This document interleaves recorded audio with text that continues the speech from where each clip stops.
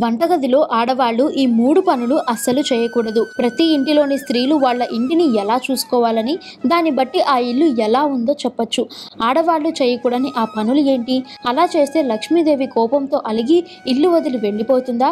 వంటింట్లో ఆడవాళ్ళు చేయకూడని ఆ పనులు ఏంటో ఈ వీడియోలో తెలుసుకుందాం. అంతకంటే ముందు మీరు మొదటిసారి మా ఛానల్ను కనుక చూస్తున్నట్లయితే వెంటనే సబ్స్క్రైబ్ చేసుకోండి. అలాగే ఎప్పటికప్పుడు మేము పెట్టే లేటెస్ట్ వీడియోల కోసం పక్కనే ఉన్న బెల్ సింబల్ను క్లిక్ చేయండి.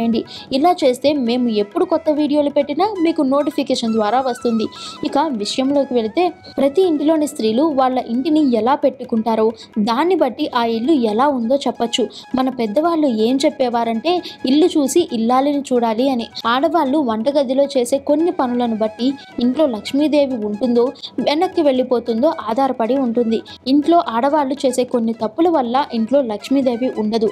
ఆడవాళ్ళు వంటగదిలో ఇలా గనక చేస్తే అష్టదరిద్రాలు పట్టుకొని అప్పుల పాలైపోతారు.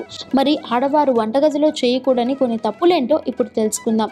గ్యాస్ పొయ్యి మీద చేయకూడని పనులేంటి అనేది ఇప్పుడు తెలుసుకుందాం. రాక్షస కృత్యాలు చేసే వారి ఇంట్లో లక్ష్మీదేవి ఎక్కువ రోజులు నిలవదు. ఉప్పు అంటే లక్ష్మీదేవికి ఎంతో ఇష్టం. అందుకే ఉప్పును రాత్రి వేళల్లో చిన్న చిన్న పొట్లాలుగా కట్టి అన్ని గదుల్లో ఉంచండి.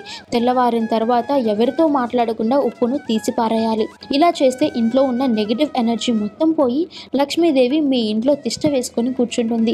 సాయంత్రం వేళల్లో పక్కింటి వారికి పాలు, పెరుగు వంటివి ఇస్తూ ఉంటారు. పాలు లక్ష్మీదేవితో సమానం. అలాంటి పాలు, పెరుగును వేరే వారికి ఇస్తే మీ ఇంట్లో ఉన్న లక్ష్మీదేవిని బయటకు పంపినట్లే. వంటింట్లో లక్ష్మీదేవి కొలువై ఉంటుంది. కాబట్టి సాయంత్రం నిద్రపోయే ముందు వంట పాత్రలు, వంటగది, స్టవ్ను ఖచ్చితంగా శుభ్రం చేయాలి. అలాగే ఇంట్లోని ఆడవారు జుట్టు విరబోసుకొని నిద్రపోకూడదు. ఇలా చేయడం మనుషులు చేసే పని కాదు, రాక్షసులు చేసే పని. అలాగే చీపురును దక్షిణ దిక్కులో మాత్రమే పెట్టాలి. పొయ్యిని లక్ష్మీదేవి స్వరూపంగా భావిస్తారు.